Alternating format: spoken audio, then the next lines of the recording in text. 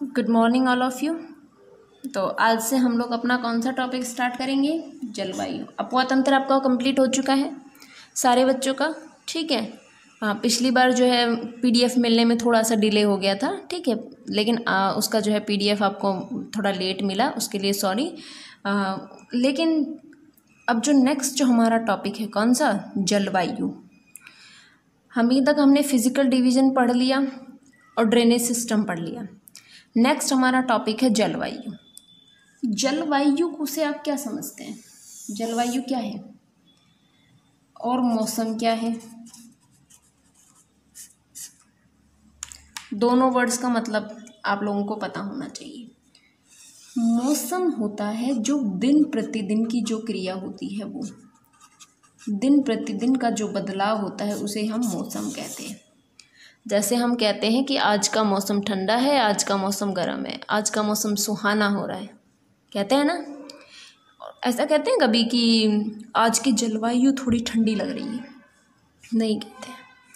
एक जो मौसम होता है ये हमारी डेली दिन की जो है प्रतिदिन की जो क्रिया होती है, किस तरीके का तापमान है, किस तरीके की हमारे यहाँ पर जो है क्लाइमेट है, उस चीज़ को हम यहाँ पर डिस्कस करते हैं। लेकिन जलवायु के अंदर क्या होता है, ये 30 से 31 साल या फिर अप्रोक्स 32 साल का एक पीरियड होता है जिसमें इसका अनुमान लगाया जाता है। जैसे 32 सालों के अनुमान के आधार पर लगाया गया कि राजस्थान की जो जलवायु है वो एक शुष्क जलवायु है, तब गर्म जलवायु। ये थोड़ी कह देते हैं कि आज जो है राजस्थान की गर्म जलवायु है, नहीं।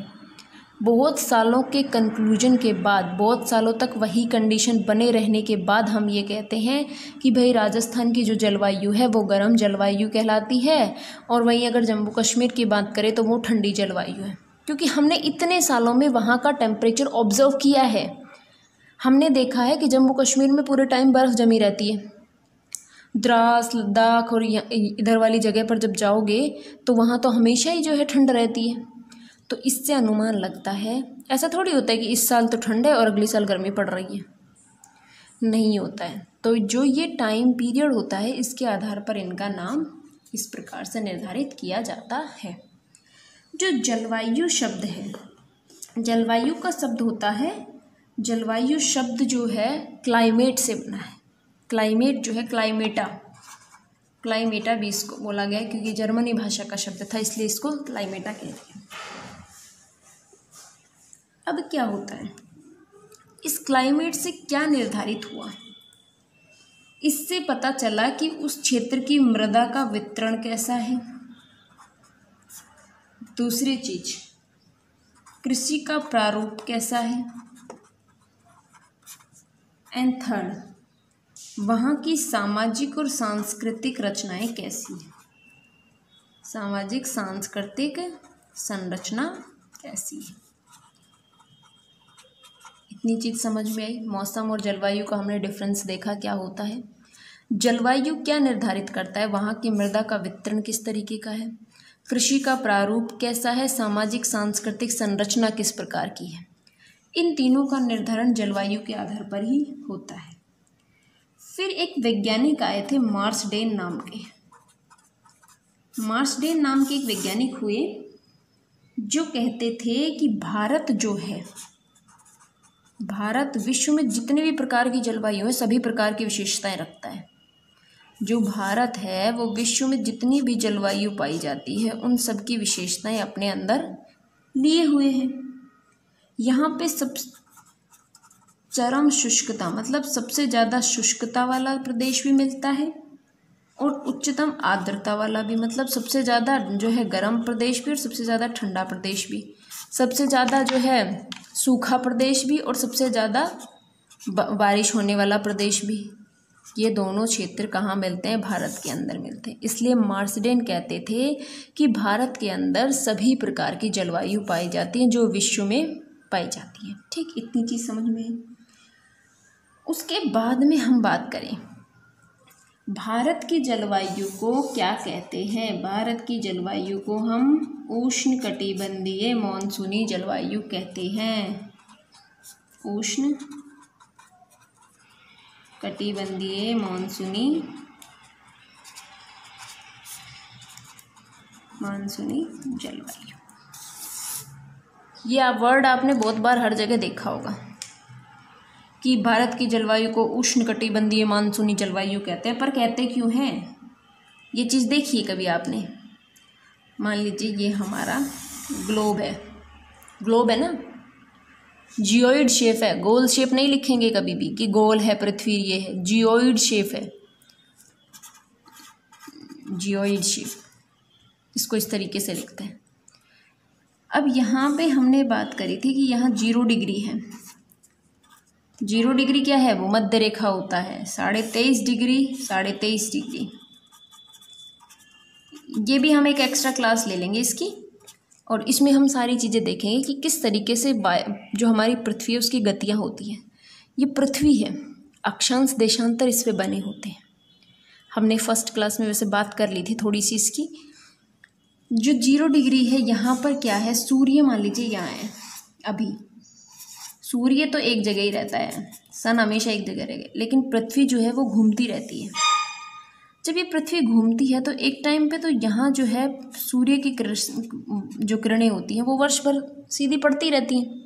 बीच का भाग है, सबसे जो मिड वाला भाग है, वहाँ तो हमेशा ही जो है धूप पड़ेगी। इसलिए आपने देखा है अफ्रीका के लोग काले होते हैं, दक्षिण अमेरिका के लोग काले होते हैं, अपने साउथ के लोग भी काले होते हैं।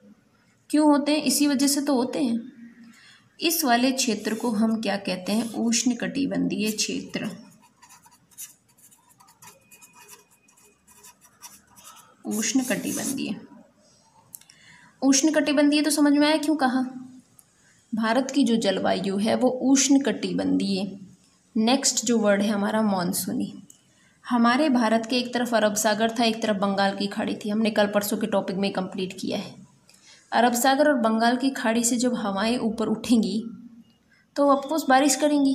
तो उत्तरी पश्चिमी मानसून, नहीं दक्षिणी पश्चिमी मानसून और उत्तरी पूर्वी मानसून, दोनों ही तरीके से भारत में वर्षा होती है, इसलिए इसको मॉनसूनी जलवायु कहा गया है। इतनी चीज़ समझ में आई आप लोगों को कि भारत की जलवायु को उष्णकटिबंधीय मानसूनी जलवायु क्यों कहा गया है। सबसे पहले हमने देखा मौसम और जलवायु में अंतर। फिर जलवायु क्या निर्धारण करता है, मृदा का वितरण, कृषि का प्रारूप, सामाजिक सांस्कृतिक संरचना। फिर हमने देखा कि मार्सडेन नाम के एक विद्वान हुए जिन्होंने बताया कि भारत में विश्व में पाई जाने वाली सभी प्रकार की जलवायु पाई जाती है। जैसे सबसे शुष्क प्रदेश भी मिलेगा और उच्चतम आर्द्रता वाला भी, मतलब सबसे सूखा प्रदेश भी मिलेगा और सबसे ज़्यादा बारिश होने वाला भी प्रदेश मिलेगा। भौतिक प्रदेश में हमने जाना था कि सबसे ज़्यादा बारिश पूरे वर्ल्ड में, सबसे ज़्यादा बारिश हमारे भारत में होती है मौसिनराम मेघालय के अंदर, क्योंकि वहाँ जो पहाड़ियाँ हैं वो कीपाकार आकार की पहाड़ियाँ हैं। ठीक है, एक ही चीज़ को हम लोग कितनी बार रिपीट कर रहे हैं। ठीक है, तो अब तो आप लोगों को सारी चीज़ें याद हो जानी चाहिए, और साथ साथ प्लीज़ आप लोग भी मेहनत कीजिए, क्योंकि मैं भी आप लोगों के लिए मेहनत कर रही हूँ। अब जो नेक्स्ट हमारी बात आती है कि भारत की जलवायु को उष्णकटिबंधीय मानसूनी जलवायु कहा। उस जलवायु को कहने के बाद अब एक बार जो है हम मैप में बात करें इसकी। ठीक है, थोड़ा सा मैप मेरा गड़बड़ी बनता है तो आप लोग ज़्यादा इस चीज़ को वो मत कीजिएगा। थोड़ा सा बस एक थोड़ा सा ड्रॉ किया है मैंने, थोड़ा सा इसको देखिए आप लोग।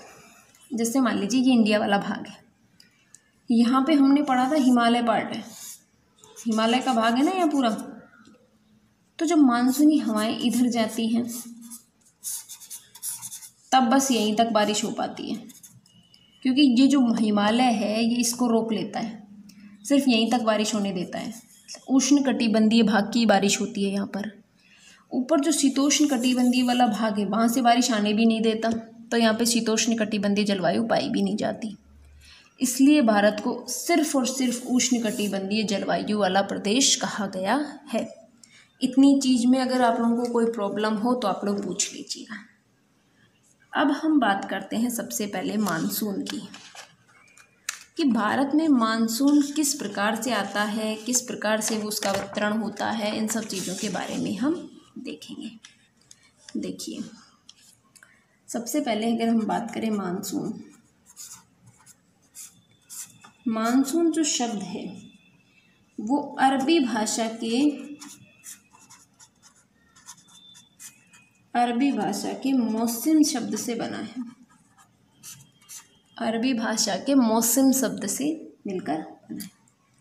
ठीक, इसमें क्या होता है, मॉनसून की उत्पत्ति किस प्रकार से होती है। हमारे यहाँ कहते हैं ना कि मॉनसून जुलाई में आएगा, इस बार जो है मॉनसून 25 जुलाई के आसपास आएगा, इस बार जून में ही आ जाएगा।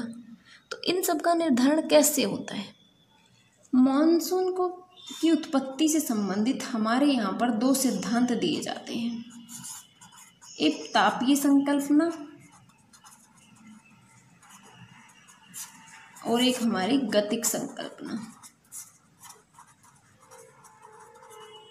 ठीक है, मानसून किस प्रकार से उसकी उत्पत्ति होती है, कैसे कैसे वो भारत में प्रवेश करता है, इन सब को लेकर 2 संकल्पनाएं हमारे यहाँ प्रस्तुत की जाती हैं। एक है हमारी तापीय संकल्पना और एक है गतिक संकल्पना। तापीय संकल्पना को सबसे पहले हम डिस्कस करते हैं। सबसे पहले अगर बात करें तापीय संकल्पना,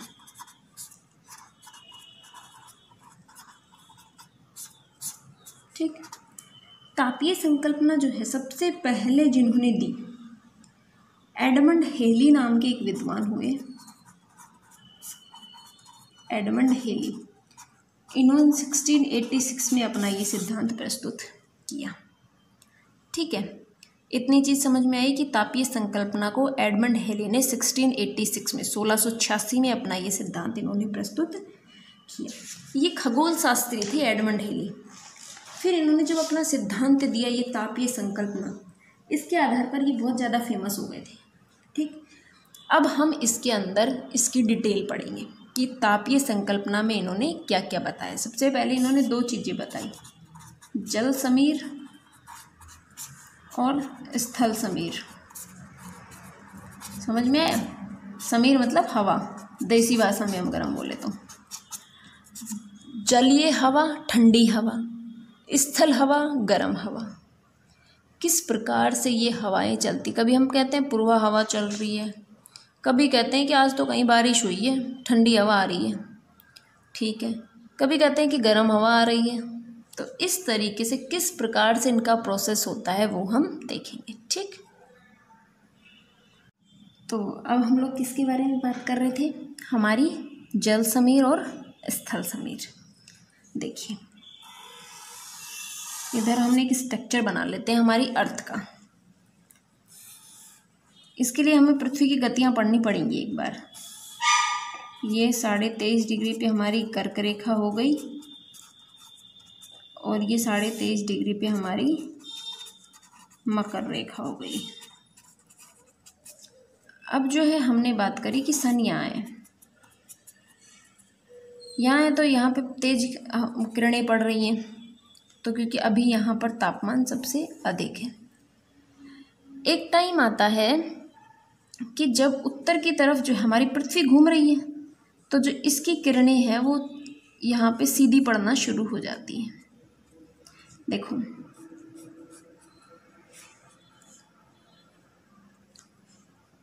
यहाँ पे जब कर्क रेखा पर इसकी सीधी किरणें पड़ती हैं तो मतलब सूर्य का उत्तरायण हो गया।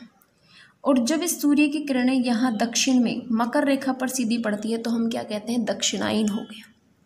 कहते हैं ना कि हम 22 दिसंबर, 23 सितंबर, 21 जून को हमारे यहाँ सबसे गर्म दिन होता है, कहते हैं कि नहीं कहते हैं। 21 जून वाला जो दिन होता है वो यहाँ पर सबसे लंबी किरणें पड़ती हैं। ठीक है, इस तरीके से ये प्रोसेस चलता है। जब सन की किरणें यहाँ पड़ रही है, मान लीजिए यहाँ कर्क रेखा पर पड़ रही है, और कर्क रेखा हमने पढ़ी थी हमारे भारत के बीच में से गुजरती है,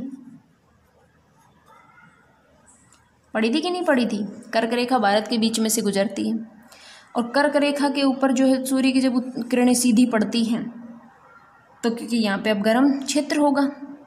ठीक है, जब यहाँ गर्म क्षेत्र, जब सूर्य की किरणें यहाँ लंबवत पड़ रही है तो इधर की साइड जो है दिन बड़े हो गए ना, दिन बड़े हो रहे हैं, रातें छोटी हो रही हैं।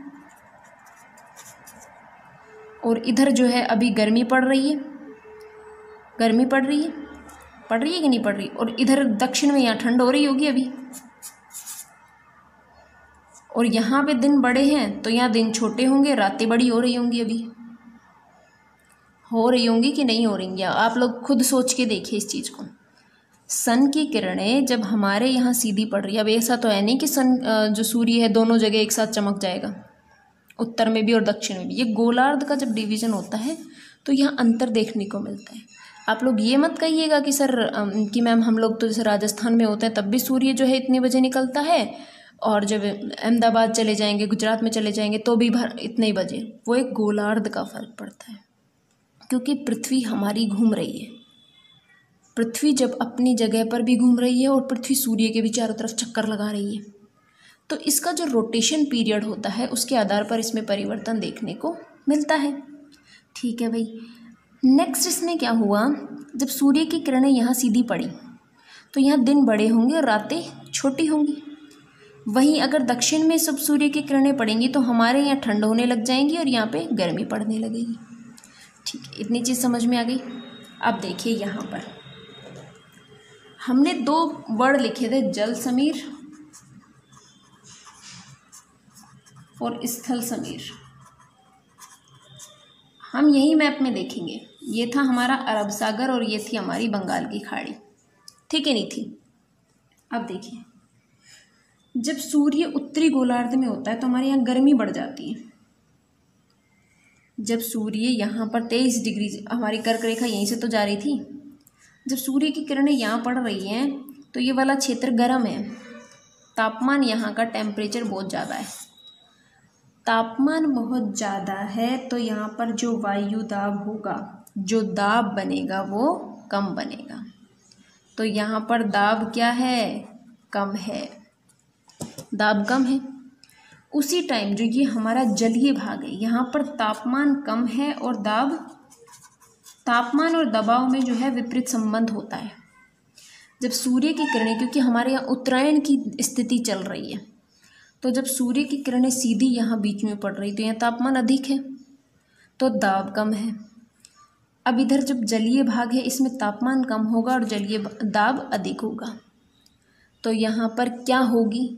और हवाएं जो होती है हमेशा कैसे चलती हैं? उच्च दाब से निम्न दाब की तरफ, निम्न दाब की तरफ। समझने की कोशिश कीजिए इस चीज़ को। जब सूर्य उत्तरायण की स्थिति में होगा, उत्तरी गोलार्ध में, हमने इसमें देखा था, जब कर्क रेखा पर सीधा चमक रहा है तो सीधी बात है, जब सूर्य की किरणें सीधी है तो यहाँ तापमान अधिक होगा। जब तापमान अधिक है तो दाब कम होगा। तापमान और दबाव का जो संबंध होता है ये विपरीत संबंध होता है, विलोमानुपाती संबंध होता है। ठीक है, तापमान अधिक है तो दाब कम होगा, क्योंकि तापमान अधिक होने से जो हवाएं होती हैं वो गर्म हो जाती हैं और गर्म होने से वो हल्की हो जाती हैं, तो उसका जो दाब होता है वो कम हो जाता है, वजन कम हो जाता है ना। आपने देखा है भाप होती है, गर्म होती है तो हल्की होती है। वहीं अगर आप बात करो कि चाशनी नहीं सॉरी उसकी बात करें, बर्फ़ की बात करें, बर्फ़ ठंडी होती है तो भारी होती है। ठीक है, बर्फ़ फ्रीज़र में आप हाथ डालो तो जो वहाँ हवाएं हैं वो नीचे बैठती रहती है, इसीलिए वहाँ पे बर्फ़ जमती है, क्योंकि वो भारी होती हैं। गर्म होगा तो दाब कम हो जाएगा। वहीं यहाँ पर हमारा अरब सागर है, बंगाल की खाड़ी है, तापमान कम है क्योंकि ठंडा है तो तापमान कम है और दाब अधिक है। हवाएं हमारी कैसे चल रही हैं? उच्च दाब से निम्न दाब। तो हवाएं कैसे चलनी शुरू हो गई हमारी? इस प्रकार से चलना शुरू हो गई, जल से स्थल की तरफ। समझ में आई ये चीज़? जब जो है इस तरीके से हवाएं जो है हमारे महासागरों से स्थल की तरफ चलती है, ये प्रोसेस समझ में आया किस तरीके से ये चलेंगी? हिंद महासागर, क्योंकि अभी ठंडा है यहाँ पर, हिंद महासागर ही तो है नीचे, हिंद महासागर ठंडा है। ठीक, तो जब ये हवाएं भारत में पहुँचती हैं तो इसको हम क्या कहते हैं? ग्रीष्मकालीन मानसून। ग्रीष्मकालीन मानसून।